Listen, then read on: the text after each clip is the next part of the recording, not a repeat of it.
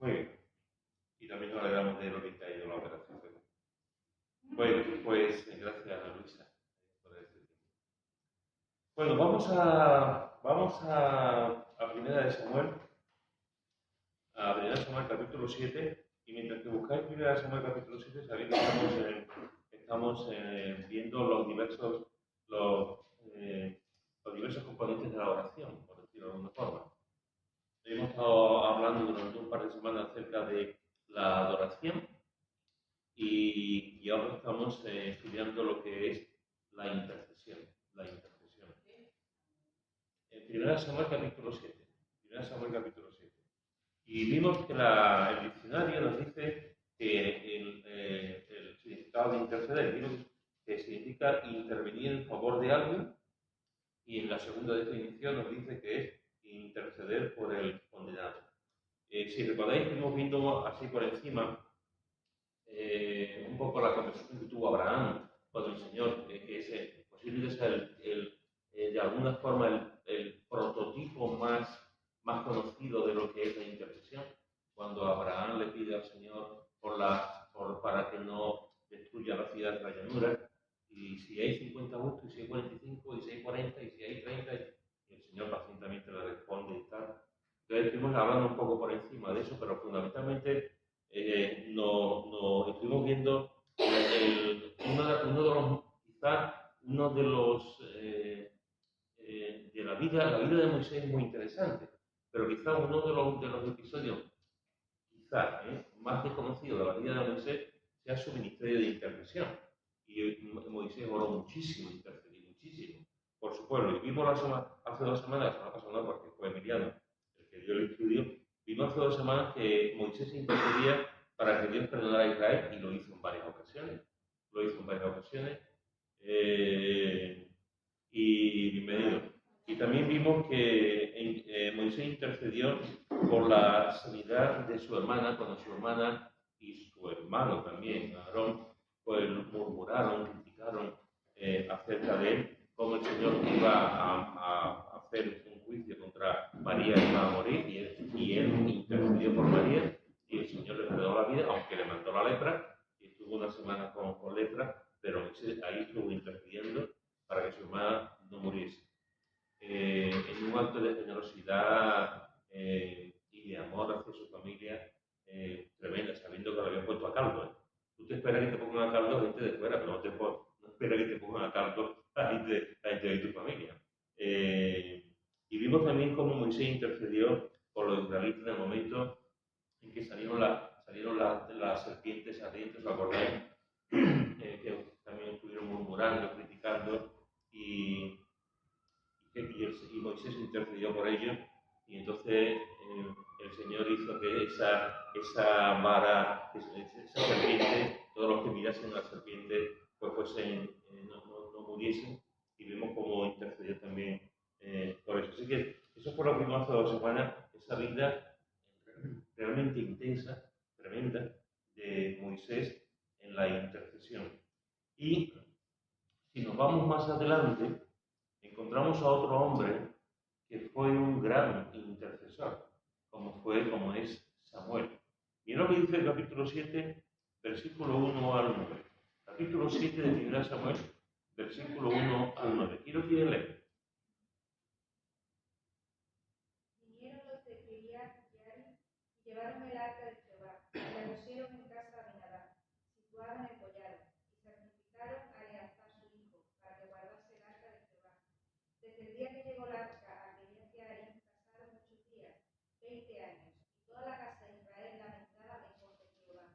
Habló Samuel a toda la casa de Israel diciendo: si de todo vuestro corazón os volvéis a Jehová, quitad los dioses ajenos y a Astarot de entre vosotros, y preparad vuestro corazón a Jehová, y solo a él servid, y os librará de la mano de los filisteos. Entonces los hijos de Israel quitaron a los Baales y a Astarot, y sirvieron solo a Jehová. Y Samuel dijo: reunid a todo Israel en Mizpa, y yo oraré por vosotros a Jehová. Y se reunieron en Mizpa, y sacaron agua, y la derramaron delante de Jehová. Y ayunaron aquel día, y dijeron allí: contra Jehová hemos pecado. Y juzgó Samuel a los hijos de Israel en Mizpa. Cuando oyeron los filisteos que los hijos de Israel estaban reunidos en Mizpa, Subieron los príncipes de los filisteos contra Israel. Y al oír esto, los hijos de Israel tuvieron temor de los filisteos. Entonces dijeron los hijos de Israel a Samuel: no ceses de clamar por nosotros a Jehová nuestro Dios, para que nos guarde de la mano de los filisteos. Y Samuel tomó un cordero de leche y lo sacrificó entero en holocausto a Jehová. Y clamó Samuel a Jehová por Israel, y Jehová lo oyó. Muy bien. Fijaros, hermano, que estamos hablando de Samuel. Estamos hablando de Samuel. Samuel fue el producto de una oración. Bueno, fue el producto de una relación entre su papá y su mamá. Pero fue el producto de una oración. De una oración tremenda, tremenda. Pocas oraciones encontramos en la Escritura con esa urgencia, ese quebrantamiento, ese deseo de tener a un hijo, ¿no? Permitirme esta expresión de ese dolor en la oración, ¿no? Pidiéndole al Señor que la madre Ana que tuviese hijo. Y el Señor le contestó. El Señor le contestó, tuvo a Samuel. Ana le dijo al Señor: si me das un hijo, te lo voy a dedicar a ti. Y efectivamente, eso fue lo que hizo. Al cabo de un tiempo, al cabo de a los 4 o 5 años, ella lo lleva al templo y a partir de ese momento, no es que ella no lo viera, ella lo ve. Pero a partir de ese momento empieza a vivir una vida de sacerdote en el templo. Y allí le van enseñando, le van diciendo y va aprendiendo la vida de lo que es el sacerdote. Con el paso de los años se convierte en sacerdote.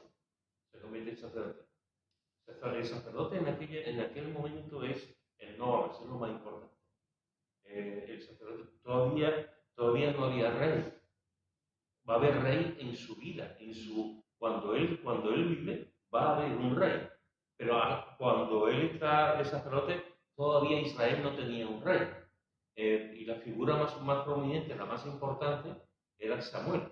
Samuel era el que enseñaba al pueblo, Samuel era el juez, Samuel era el legislador, Samuel era la referencia para la gente, digamos, la persona, humanamente hablando, la persona más importante. No solamente él, había más gente, pero él era la gente a la que Israel se acercaba, le pedían consejo, las familias, él enseñaba, oraba, intercedía por el pueblo, etc., ¿no? Así que Samuel es el producto de una oración. Samuel vive durante toda su juventud en la casa de la oración. Y Samuel se convierte en un hombre de oración. E intercede continuamente por el pueblo del que él era el sacerdote. Y también hacia los sacrificios, etc., ¿no?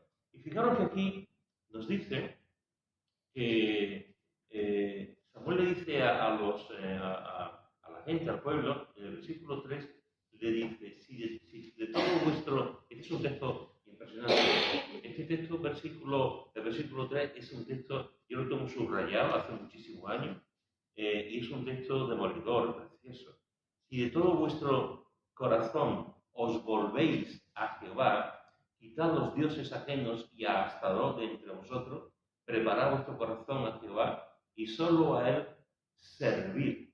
Y ahora que dice que os volváis a Jehová, dice que quitéis los dioses ajenos, dice preparad vuestro corazón y dice solo a él servir.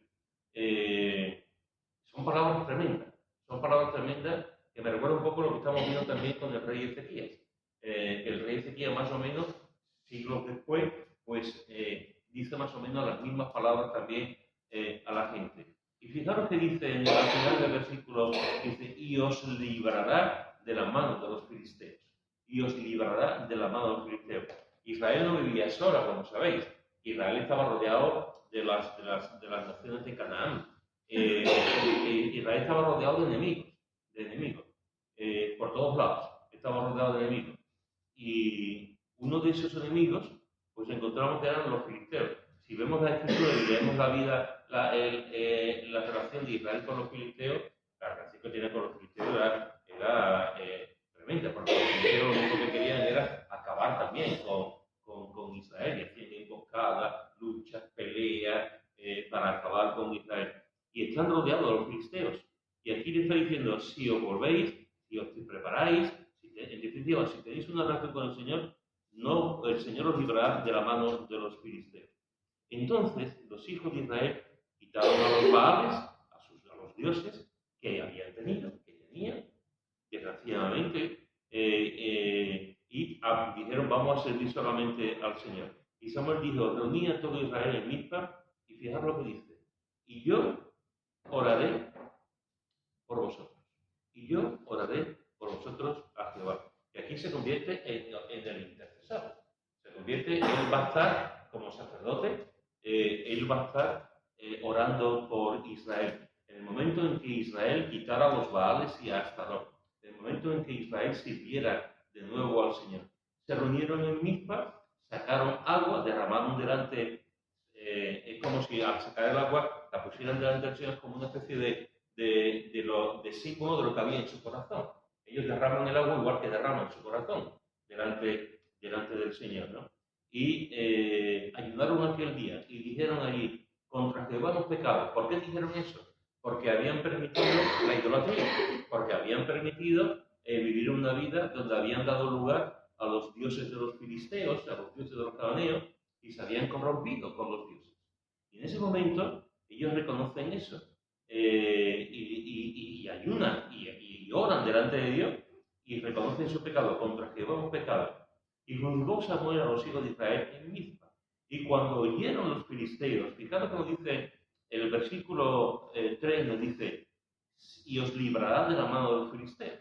Aquí nos dice que cuando oyeron los filisteos que los hijos de Israel estaban reunidos en Mizpa, subieron los príncipes de los filisteos contra Israel, y al oír esto, los hijos de Israel tuvieron temor de los filisteos.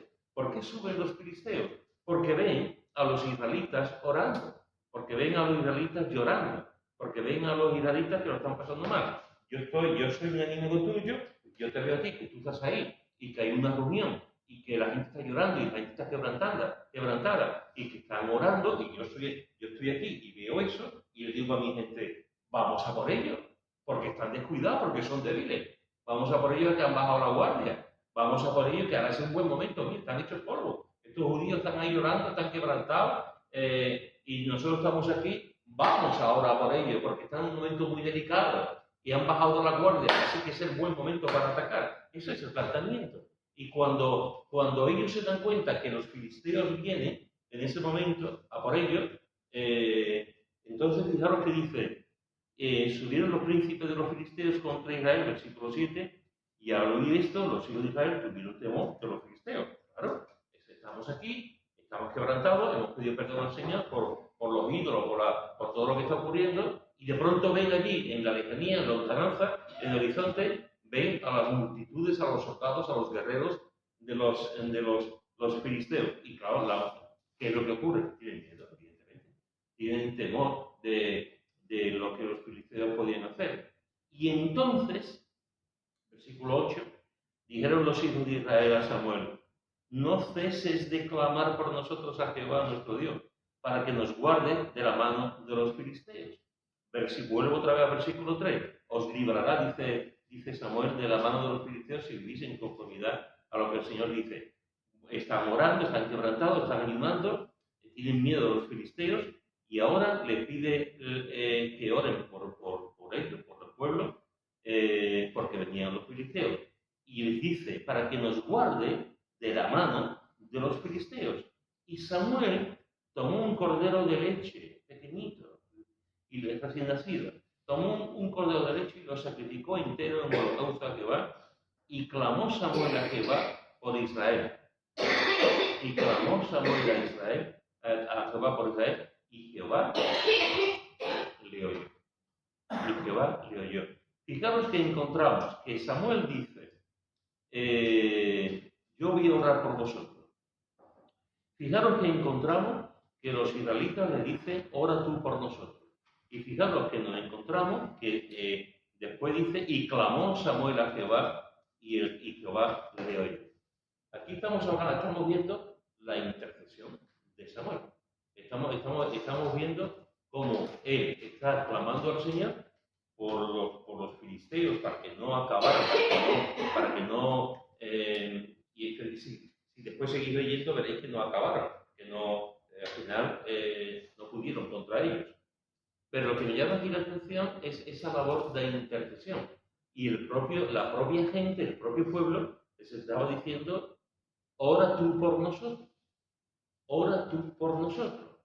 No está diciendo, vamos a levantar a un grupo de hombres a orar, que lo podrían haber dicho. No está diciendo, vamos a reunirnos en familia, vamos a orar, que también lo podrían haber dicho. No están diciendo, los líderes de las tribus, vamos a juntarnos. Están hablando de un hombre, para que ore por ellos. ¿Hasta dónde tiene que llegar, digamos, la espiritualidad de Samuel? ¿Hasta dónde tiene que llegar la vida de santidad de Samuel y el poder de sus oraciones? ¿Hasta dónde la gente tiene que confiar en Samuel para que le dijese, ora tú por nosotros? Ora tú por nosotros. Así que fijaros, encontramos en este texto, encontramos que Samuel tenía un ministerio de intercesión. Importante, importante. Y si nos vamos al capítulo 12 de 1 Samuel, versículos 19 al 25, leemos esto. 1 Samuel, capítulo 12, versículos 19 al 25. ¿Quién lo quiere leer? Entonces dijo todo el pueblo a Samuel: ruega por tus siervos a Jehová tu Dios, para que no muramos, porque a todos nuestros pecados hemos añadido este mal de pedir rey para nosotros. Y Samuel respondió al pueblo: no temáis, vosotros habéis hecho todo este mal, pero con todo eso no os apartéis de en pos de Jehová, sino servidle con todo vuestro corazón. No os apartéis en pos de vanidades, que no aprovechan ni libran, porque son vanidades, pues Jehová no desamparará a su pueblo por su grande nombre, porque Jehová ha querido hacerlo pueblo suyo. Así que lejos sea de mí que peque yo contra Jehová, cesando de rogar por vosotros. Antes os instruiré en el camino bueno y recto. Solamente temed a Jehová y servidle de verdad con todo vuestro corazón, pues considerad cuán grandes cosas ha hecho por vosotros. Mas si perseveráis en hacer mal, vosotros y vuestro rey pereceréis. Muy bien. ¿Qué aprendemos aquí? ¿Cuál es el contexto en el que pasa esto? Pidieron un rey. Antes hemos visto en el capítulo 7 cómo Samuel es un intercesor y cómo Samuel ora para que los filisteos no acudan y acaben con ellos. Hemos visto la valentía también de Samuel a decirle al pueblo: quitad los ídolos, servid al Señor, etc., ¿no? Y vemos cómo el pueblo le estaba diciendo: ora tú por nosotros. Eso ocurre. Los filisteos se van, Israel continúa adelante, pasan los años y llega un momento en el que los israelitas hacen algo que va a cambiar su historia, para siempre. Y es que piden un rey como las demás naciones. Los cananeos todos tenían sus reyes y la historia nos dice, no solamente en aquel sector geográfico, sino en todos los reinos todos los hijos tenían su rey. Israel no, porque Israel, el rey que tenían era Dios. Pero llega un momento en que no se conforma, digamos, con el reinado espiritual de Dios, con la ley que Dios había dado, con la palabra de Dios, con la delegación de los sacerdotes que tenían la autoridad de Dios, sino que además los israelitas quieren un rey, y buscan un rey. Samuel se enfada. De hecho, va al Señor y el Señor le dice, no te preocupes, Samuel, si no es contra ti, es contra mí. Lo que han hecho es contra mí, no es contra ti. Tú tranquilo. El Señor, es interesante, el Señor le da tranquilidad, le da calma y van a tener un rey. Y es como si el Señor le dijera: van a tener un rey y van a aprender. Y aprendieron. Muy pocos reyes de Israel y posteriormente de Judá, muy pocos reyes fueron buenos. Muy pocos reyes llevaron a Israel en conformidad con los mandatos de Dios. Muy pocos reyes fueron espirituales, justos, buenos, que amaran al Señor y se interesaran por su pueblo. La mayoría de los reyes que tuvieron los dos reinos, tanto Israel como después Judá, fueron un desastre, un desastre. Fueron malos reyes y es como si el Señor dijera, no queréis, ¿cómo es el refrán en España? No queréis pucheros, más pucheros, ¿no? ¿Cómo es? Pues queréis eso, pues el Señor, eso pasa a veces. El Señor nos dice, oramos y decimos cosas, y decimos cosas, y decimos cosas, y el Señor dice, sí, vale, no te preocupes, te lo voy a conceder. Y después decimos con el paso de los años, ¿para qué me lo habrá concedido? ¿Para qué me habrá dado? ¿Para qué me habrá dado esto? Porque te das cuenta de que al final has metido la pata, pero como si el Señor dijera, no te va a enterar. Y aquí pasa igual. Ahora piden un rey y el Señor le da un rey. O sea, el pueblo, es, como todos sabemos, es el rey Saúl. Que por cierto, lo eligen no por su espiritualidad, lo eligen no porque fuese, por ejemplo, David después, o Ezequías o Josías, lo eligen por su aspecto, porque era alto, era cocote, como Emiliano, era una persona así también, pues lo eligen por su estética. Parece que está viviendo en el siglo de hoy, porque elegimos a la gente por su manera, no por lo que son por dentro, o por su liderazgo. Y eligen y fíjate que dice, después de todo esto dice, entonces dijo todo el pueblo a Samuel, ruega por tus siervos a Jehová tu Dios. ¿Para qué no muramos? Porque sabían que habían hecho algo mal, pero ya iba a ocurrir. Habían hecho algo malo, pero ¿qué iba a pasar? Ruega por tus siervos a Jehová tu Dios. Para que no muramos. Ellos se dan cuenta que no han hecho mal, pero ya lo había pasado. Dice, para que no muramos, porque a todos nuestros pecados hemos añadido este mal de pedir rey para nosotros. Ellos sabían que no habían hecho todo bien, sabían que habían hecho algo que es indebido, pero ya estaba en camino. Ya de ahí ya no iba a haber vuelta atrás, iba a haber un rey. Pero se dan cuenta y le dice otra vez, le dicen a Samuel, ruega por nosotros. Ruega por tus siervos a Jehová. Samuel responde y le dice, no temáis, tal y tal. Y fijaros que dice después en el versículo 23, así que lejos sea de mí que peque yo contra, me encanta esto, así que lejos sea de mí que peque yo contra Jehová, cesando de rogar por vosotros. Antes os instruiré en el camino bueno y recto. Solamente temed a Jehová y servidle de verdad con todo vuestro corazón, pues considerad cuán grandes cosas ha hecho por vosotros. ¿Qué aprendemos de la actitud aquí de Samuel?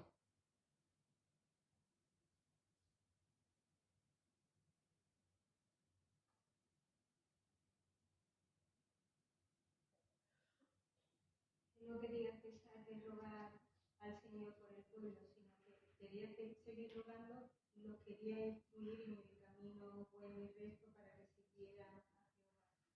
¿Sí? Es interesante, Samuel podía, yo estoy allí en el lugar de Samuel y yo intento ser fiel a lo que Dios me ha dicho. He intentado enseñar al pueblo durante un montón de años, he intercedido por el pueblo y el pueblo viene y me dice que queremos un rey, que queremos un rey. Y yo me siento mal como se siente Samuel.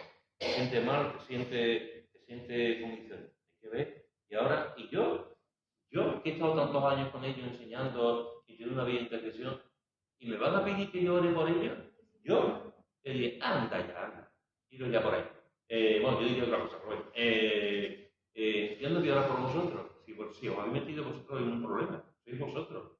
Habéis quitado la autoridad de Dios, habéis descartado a Dios, y habéis preferido, en vez del reinado de Dios, habéis preferido el reinado de un hombre. Se acabó, me voy a mi casa y os voy a enterar. Eso es lo que yo hubiese hecho. Pero el Señor no, Samuel no hace eso. Samuel no hace eso. Samuel ama tanto al pueblo. Sabe que el pueblo ha metido la pata y de qué forma. Se siente también él mal porque tiene el celo de Dios. Tiene el celo de Dios. Y sabe que han hecho algo que no es correcto. Pero aún así, él es capaz de decir, voy a interceder por vosotros. El pueblo también se lo pide. El pueblo también se lo pide. El pueblo dice, Samuel, mira, sabemos que hemos metido la pata, pero tú eres nuestro sacerdote, tú tienes una relación muy intensa con Dios, ruega por nosotros. Y Samuel lo hace, y Samuel, en una declaración de la maravillosa, dice, así Así que lejos sea de mí que peque yo contra Jehová, cesando de rogar por vosotros. Fijaos el concepto. Yo este concepto jamás lo había tenido por propia deducción mía. Aquí lo que Samuel está diciendo es, yo pecaría contra Dios si dejo de orar por vosotros. Eso es lo que está diciendo. Yo jamás habría pensado que es un pecado dejar de orar por los demás. Pero Samuel, Samuel está diciendo, yo no puedo dejar de pecar, no dejaría de pecar si dejo, o sea, pecaría si dejo de orar por vosotros. Esto es impresionante. Esto es impresionante. Porque la oración para él, la intercesión por el pueblo, para él era tan importante, que a pesar del descarrío del pueblo, a pesar de la rebeldía del pueblo, a pesar de la miopía espiritual que tenía el pueblo, él sigue amando a ese pueblo. Él sigue amando a su pueblo. Y la mejor manera de amar a alguien, aparte de abrazarlo, de decirle te quiero, y de estar con esa persona, la mejor manera es orar por esa persona. Y vemos cómo Samuel sigue como sacerdote intercediendo por el pueblo. Y es raro cuál era su ministerio. Que a pesar de la ofensa del pueblo hacia Dios, él sabía que tenía que interceder por el pueblo.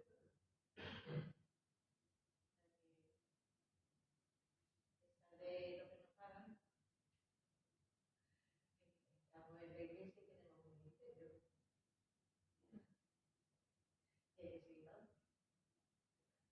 Hay que perdonar, saber tener claro que el Señor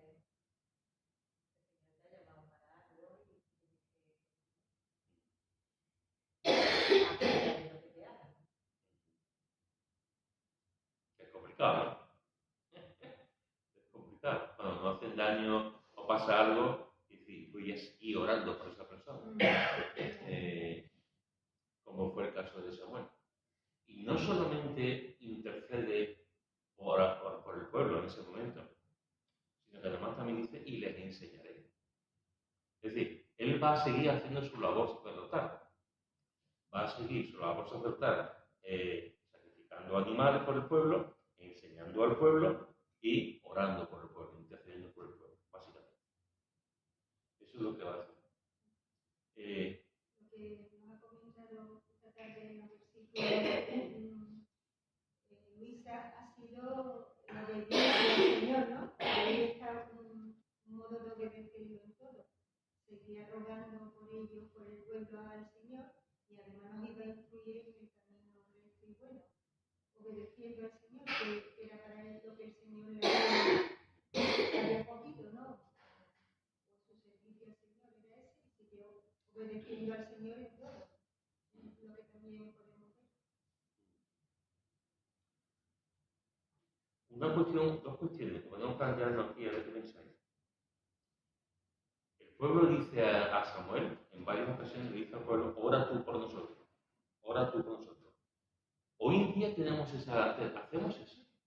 De decir, vamos a ciertos hermanos, no estoy hablando de que en un culto de oración digamos, hermanos, pedir como hacemos, por ejemplo, los bienes, ¿no? Orar por esta situación o por esto, por otro. Pero somos capaces de ir a ciertas personas que consideramos que son maduros, que son gente espiritual, que conocen al Señor. Vamos a esas personas y le decimos, ora por mí. O nos cuesta. Nos cuesta decirle a alguien, ora por mí. ¿Qué pensáis? Nos cuesta. Espérate, vamos a ver la respuesta de Pepe. ¿Por qué? No, yo no soy capaz de decirte a ti, por ejemplo, Pedro, ora por mi operación. No lo he dicho. Me cuesta el trabajo, no a mí, sino a Luisa, a Tere, a todos. A mí me cuesta expresarme. Y entonces, claro, pero yo sé que muchas veces necesito oración. Y aquí hay oraciones que es para la congregación entera.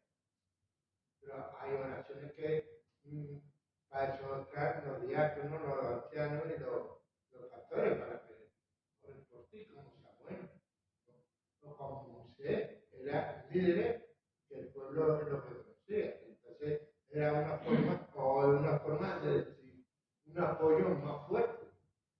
El apoyo de la iglesia es muy bueno. Si toda la iglesia está orando por mí, ¿qué más quiero? Pero ahora, decirle a Jesús, ora por mí, o al diácono, ora por mí, como pasa esto, y esto, a mí me cuesta trabajo decirlo. No lo he dicho, ¿no? No tampoco. Me da paso. Sí, a mí me da paz saber de que hay hermanos que están orando.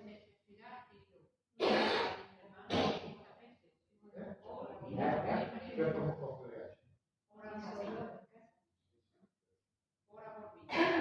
Y siempre lo mismo ella que yo, cuando he necesitado de oración, yo es que el poder de la oración, el Señor que dice que oremos, que clamemos a Él, la oración tiene poder. Estamos hablando con el Señor, estamos clamando a Él. Y Él escucha. Y el Señor obra. Y yo voy incluso más allá. Yo también soy de la opinión de que yo soy la persona que pido a alguien que ore por mí. Pero voy más allá en el sentido de que yo se lo digo a las personas más cercanas. No se lo pido, por ejemplo, a otra persona incluso de la iglesia, sino que, por ejemplo, se lo pido a mi mujer, se lo pido a mi hijo. Es que incluso te lo pido a ti, Pedro, para que ores por mí, sino que yo voy y se lo pido a la persona que tenemos cerca, a la persona en la que tengo más confianza. Aunque de hecho le pido oración a Conchi que ore por mí, a Jesús que ore por mí. Pero ahora para pedirle oración para que alguno de vosotros ore por mí, ya no lo pido. Pero yo también soy de la opinión de que es bueno, de pedirle oración a otra persona. Una de las cosas que a mí siempre me ha sorprendido de la vida de Pablo es que Pablo, con todo lo que era Pablo, en varias ocasiones pide oración por él. Pide oración por él, pide oración por su ministerio, pide oración por la extensión del Evangelio. O sea, y tenemos una visión de Pablo como un jabato, como un gigante, como alguien como que no tenía ningún tipo de duda, que siempre iba muy seguro. No, Pablo de seguro era como nosotros, las mismas luchas, las mismas cosas, los mismos sub y bajas, igual que nosotros.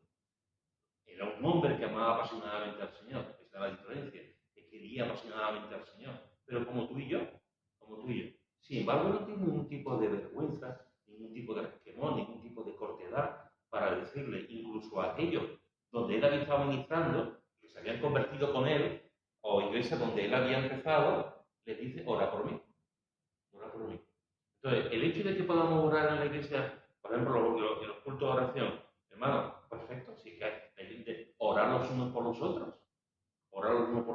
Eso es de a veces, o sea, que nosotros como clientes, como hermanos de la fe, podamos decir, hermano, ora por mí, ora por esta situación, ora los unos por los otros. Y es verdad también lo que dice Miriam, aquellos que tienen que tenemos la familia cristiana, creyente, pues es una bendición, porque podemos decirle a nuestro cónyuge, ora por mí, o a nuestros hijos, si están andando con el Señor, ora por mí. Eso nunca se debe quitar. Eso es algo precioso, y así debe ser. ¿Quién mejor para orar que la gente que está a nuestro lado, evidentemente?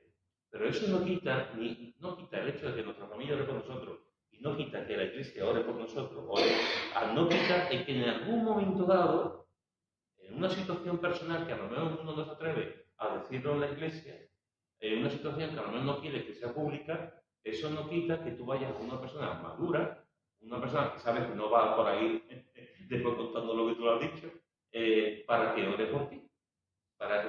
A mí, Samuel, me encanta poder ser modelo por esas cosas que él tenía de interceder y no se cansó. Y seguramente estaba enfadado, pero él siguió porque amaba al pueblo. porque amaba a la gente. Y otra gran enseñanza, por lo menos para mí, de esta situación es que él siguió y siguió y siguió y siguió y siguió y siguió orando.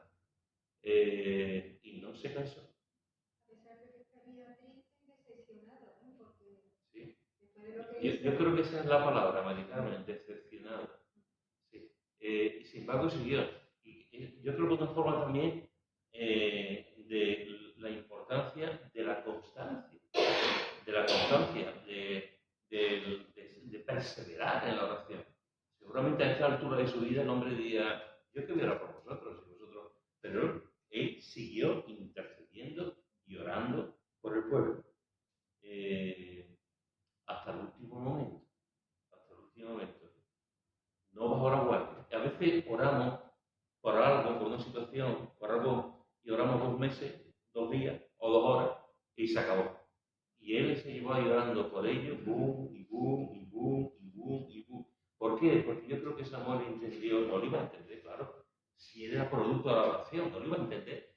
Él entendía perfectamente lo que era, cuántas veces su madre podía haber hablado con él, cuántas veces su madre le había contado la historia, cuántas veces su madre le había dicho, yo fui un día al templo, llevaba mucho tiempo orando por ti, yo no me quedaba embarazada, yo quería tener un hijo, y pasaban los meses y los años, y yo no me quedaba embarazada, y un día fui al templo, y Samuel allí, seguramente con 5, 6, 7, 8 años escuchándolo, repítelo mamá, repítelo, y contando la historia, y estaba el sacerdote Eli, que después te iba a enseñar a ti, sí, Eli estaba allí, sí, pues Eli estaba allí, y Eli se creía que estaba bebida, que me había tomado por la mañana una copita de whisky, y entonces se creía que estaba bebida, y ¿cuántas veces le había contado la historia?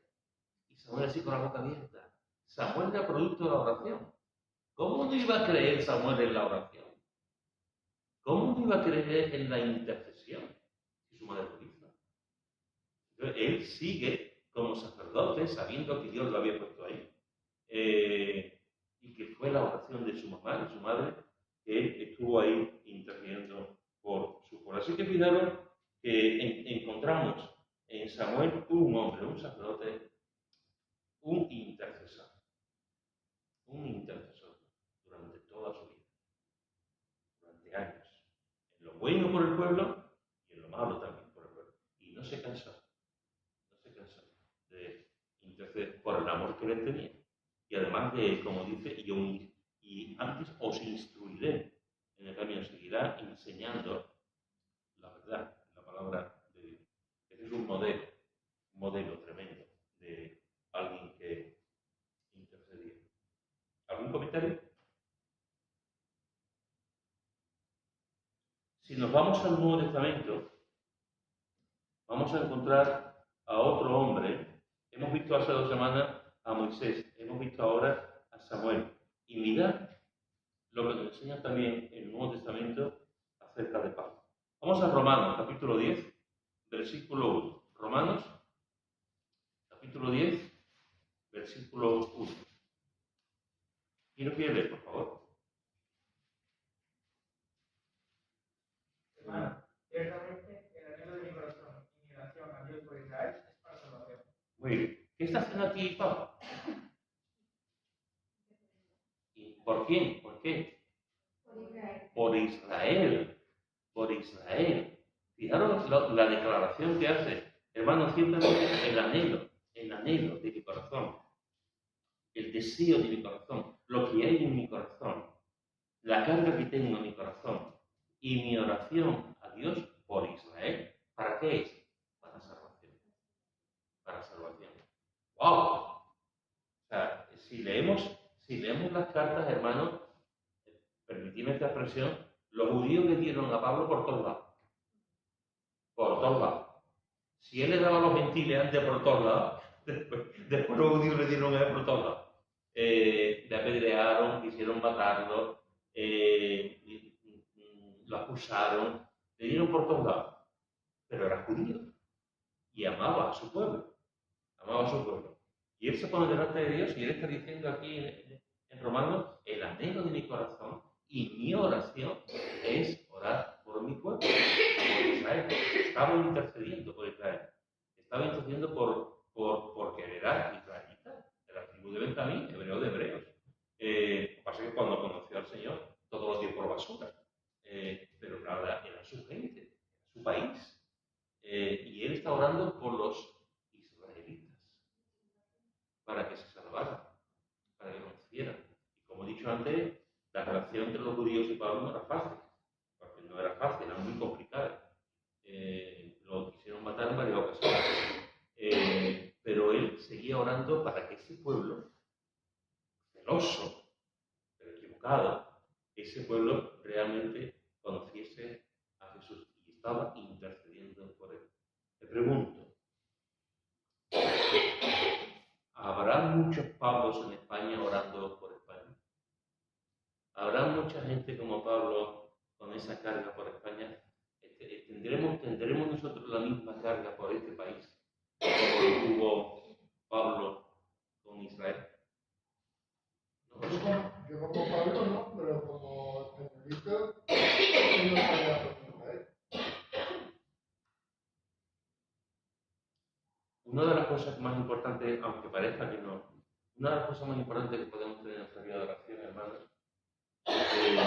es orar por España, efectivamente. Orar por nuestro país. No en el sentido nacionalista, no en el sentido exclusivista, no en el sentido de que yo soy, los españoles somos mejores que otros, o porque en cada país los ciudadanos, los creyentes tienen que orar por su país. Como también dice el salmista por Israel, ¿no? Orar por la paz de Jerusalén. Nosotros no tenemos que orar por la paz de España. Y la paz de España solamente se puede conseguir a través de Dios, a través de Jesús, nada más, de esta manera. La paz interior y después vendrá la paz exterior. Pero orar, los franceses que oran por la salvación de Francia, los turcos por la salvación de Turquía, nosotros tenemos que orar por la salvación de España. Y no sé si a veces somos conscientes de la importancia de la oración por nuestro país. España es un país muy complicado, te lo voy a contar, te lo revisores. Es un país muy complicado. Un país donde se hablan varias lenguas, donde cada uno tira para lo suyo, donde hay dos zonas de España que se quieren independizar, y lo que te rondaré también en otros lugares. España es un país muy complicado, pero es un país maravilloso, es un país precioso, es un país con muchos recursos bonitos, con muchas capacidades, y a veces me da la impresión de que nosotros los españoles, como que nos creemos los malos del mundo, como que nos creemos que somos los culpables de muchas cosas. Hay una leyenda negra con respecto a los españoles. Una leyenda negra que viene no de nosotros, sino de los enemigos potenciales que siempre ha habido y que nos lo creemos.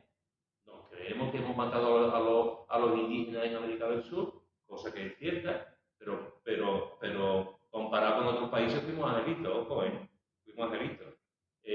Comparado con Inglaterra, comparado con los franceses, comparado con los belgas, cuidado, y hay muchas cosas así y pensamos, España, ¿cuántas veces habré escuchado yo? ¿España? España no se va a convertir en nadie. España no va a haber movimiento nunca. España es el cementerio de los misioneros. ¿Cuántas veces he escuchado eso?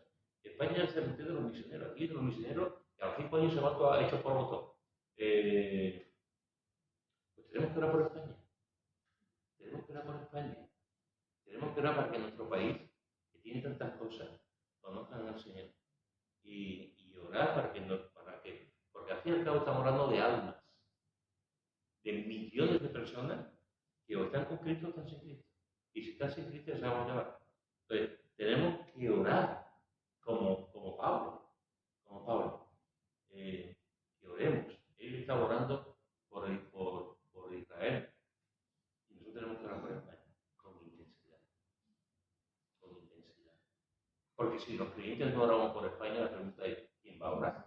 Una iglesia en Estados Unidos que pida alguna oración por España, o alguna vez me he contado cuando mi hija estuvo en Bolivia, antes de ir a Bolivia, antes de ir a Bolivia, los 2 meses que estuvo allí sirviendo, estuvo en Chile.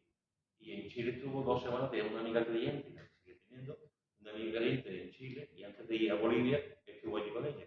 Y ante la sorpresa de Ana Belén, en la iglesia de esta chica chilena, tenían una pancarta en la iglesia que ponía: oramos por España, en Chile, oramos por España. Y mi hija se quedó, ¿cómo? Aquí no oramos nosotros y están orando por nosotros, orando por España. Y cuando fue a Bolivia, en la iglesia también, donde ella se juntaba, también oraban por España. La Madre Patria. Sí, sí. Orando por España. Entonces, a veces podemos ir a sitios donde se ora por España, pero nosotros no oramos por España. Entonces, tenemos que orar por España, por su conversión, porque es lo único que va a cambiar este país. Realmente que conozcan este país todo, que conozcan al Señor. Y eso nos habla, esta oración de Pablo, es eso de la intercesión por el país. Eso es un privilegio que solamente tenemos nosotros.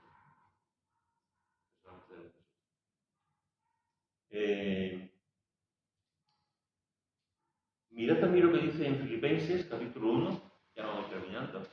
Filipenses, capítulo 1, versículos 3 y 4. Filipenses, capítulo 1, versículos 3 y 4.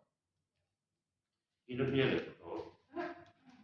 Doy gracias a mi Dios siempre que me acuerdo de vosotros, siempre en todas mis oraciones, rogando con gozo por todos vosotros, por vuestra comunión en el Evangelio, desde el primer día hasta ahora.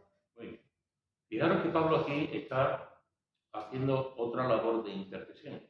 No vamos a entrar lo primero, di gracias a Dios, porque cuando hablemos de la gracia, de la oración de acción de gracia, pues hablaremos sobre eso, sobre la acción de gracia. Pero fijaros que dice: doy gracias a mi Dios. Pablo es súper generoso.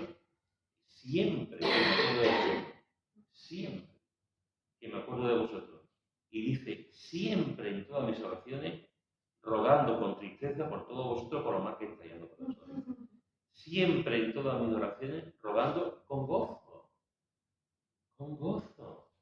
Esto es interesante. Con gozo. Yo no sé cómo oraba Pablo. Ninguno lo sabemos. Yo no sé cómo estaba Pablo en su habitación, cuando iba por la calle, cuando oraba por los filipenses. Pero no me imagino a Pablo: Señor, te pido por mis hermanos en Filipo, que te han hecho por que crezcan en ti, Señor. No, aquí dice con gozo por sus hermanos. ¿Cuántas veces oramos así? ¿Cuántas veces oramos desde la derrota? ¿Cuántas veces oramos desde la lágrima? Y la lágrima tiene su tiempo y su momento. A veces tenemos que orar lleno de lágrimas, eso es verdad.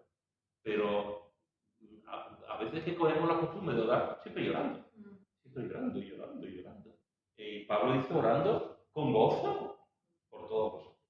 Es que muchas veces cuando oramos por alguien, por un país, por un hermano, oramos un poquito triste porque recibimos malas noticias. Entonces nos sentimos, yo me siento, cuando oro por ejemplo, por un amigo, ¿no? Y veo, y tengo tristeza porque sé que está triste.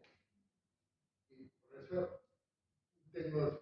Ahora, si me dijera que Menganito ha tenido un hermano, o ha tenido un hijo, o se ha casado, entonces esa oración sería famoso. Es una noticia que tengo de la oración que yo hago por un país o por un familiar o una amistad. Había malas noticias en Filipo, sí. Había malas noticias en Filipo. Por ejemplo, había dos hermanas que no se hablaban. Dos hermanas que habían estado colaborando con Pablo, y por lo que sea hubo una disputa entre ellas. ¿Había malas noticias en Filipo? Sí. Incluso algunos se habían alegrado de que Pablo estuviese en la cárcel y que Pablo estuviese predicando, y predicaban por envidia y por contienda. Había malas noticias, pero había muchísimas buenas noticias en Filipo. De hecho, muchos de los eruditos del Nuevo Testamento coinciden en señalar que posiblemente sea la iglesia que más amaba a Pablo. Y es la iglesia que ofrendaba una y otra vez a Pablo, que le mandaba recursos económicos a Pablo. Y Pablo continuamente da gracias por la iglesia de Filipo. Es verdad lo que tú dices, Pepe. Es verdad que hay momentos en que escuchamos algo de alguien y nos quebranta, porque conocemos a esa persona, amamos a esa persona y lloramos.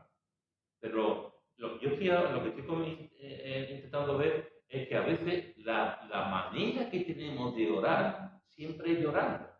Porque llegamos, es como las personas, hay personas, hermanos, aquí no, entre nosotros no, pero hay personas que todo lo dicen llorando. Y tienen una cara de tristeza enorme todos los días, todos los domingos, todas las semanas, todos los años. Y dice, pero esto siempre está, yo conozco a alguno. Conocimos a dos hermanas así, se ponían hasta con alegría y lloraban, pero si una lloraba, la otra lloraba más. Dice, es el sentimiento La de... condena le tiramos fuera. Es como decir, pero tú nunca te alegras. ¿No hay una buena alegría en tu vida? Sí, hay personas que tienen esa... Y aquí estaba diciendo Pablo, que pedía por la iglesia de Filipo con gozo. Hay momentos para orar con lágrimas, sí. Con tristeza, claro que sí. Pero, en momentos. Pero él, cuando se acordaba de la iglesia de Filipo, oraba. Y hay un texto en Colosenses, y con esto ya termino, en Colosenses, capítulo 1, en el versículo 3, que dice, Colosenses 1:3, siempre orando por vosotros damos gracias a Dios Padre de nuestro Señor Jesucristo. Siempre.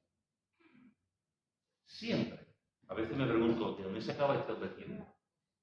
¿De dónde se acaba el tiempo este Pablo para...? Porque mira que Pablo viajaba, Pablo escribía, Pablo estaba en lugares, levantaba iglesias, hablaba con uno, hablaba con otro, formaba equipos. O sea, Pablo era un hombre que las 24 horas del día no sé cómo, de verdad, no sé cómo lo hacía. Y encima de todo, oraba por la iglesia de Filipo, oraba por la iglesia de Éfeso, oraba por la iglesia de Colosas, etcétera, etcétera. Y dice, siempre, ¿tendría una agenda? No lo sé. ¿Tendría una buena memoria? Tampoco lo sé. No sé cómo lo hacía. Pero siempre oraba por ellos. Siempre, no de vez en cuando, sino siempre oraba por ellos. Que posiblemente sea cuando se acordaba, no lo sé. Pero aquí el texto dice, y en otras partes, siempre, siempre, orando por ellos. Así que fijaros que Pablo era un intercesor. Pablo estaba orando por las iglesias. En el caso de Filipo estaba orando y con gozo, con gozo. Y también Pablo estaba orando siempre por la iglesia de Colosas. Y esto es algo que también nos debe llamar, por lo menos a la reflexión, a nosotros. Una de las cosas que a mí me gusta mucho de la iglesia, y me encanta, lo he dicho muchísimas veces, es que somos una iglesia que ora por la iglesia. Casi cada culto de oración, y los domingos también, en muchas ocasiones hay hermanos y hermanas que oran por la iglesia, por la nueva vida, por. Eso a mí me encanta porque yo soy de los que creen que al final Dios responde. Yo soy de los que creen que Dios responde a la oración. Y sé que un día Dios responderá a las oraciones. Igual que responderá a la oración de que España conozca a Cristo. Si Cristo no viene antes, tenemos que creer en la oración. Entonces, cuando creemos, cuando oramos por nueva vida, eso te da esperanza y te da ganas de continuar y de saber que Dios tiene su plan y su momento. Otra cosa sería, ustedes mañana que nos juntemos y nunca nadie ore por nueva vida, nunca nadie ore por la iglesia, nunca nadie ore por las familias, por los jóvenes, por los niños, nunca nadie ore por Emiliano, que nunca nadie ore por... O sea, eso sería tremendo, ¿verdad? Pero cuando estamos orando por la iglesia, como en el caso de Pablo, siempre, conversiones, por los hermanos, por las familias, Dios responderá. Pero tenemos que hacerlo. Amén. ¿Algún comentario?